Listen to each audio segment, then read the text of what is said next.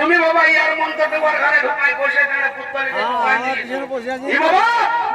তুমি কে বসাবো কোথা করে বসাবো হ্যাঁ আমাদের ঠাকুর যদি তুমি ভুল ভাল ধরছো তুমি সংস্কৃতের কিছু বুঝো নাকি?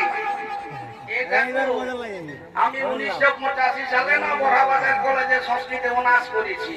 কি বাবা তুমি 1985 সালে বড়াবাজার কলেজে সংস্কৃত অনার্স করেছো? বলছি আমিও তো সেই সময় ওই কলেজে বাংলা ডিপার্টমেন্টে ছিলি রে বাবা। আমি ওই জন্য তোমাকে তো চিনছি না। চিনেছি আমি এতক্ষণে তোমাকে চিনেছি।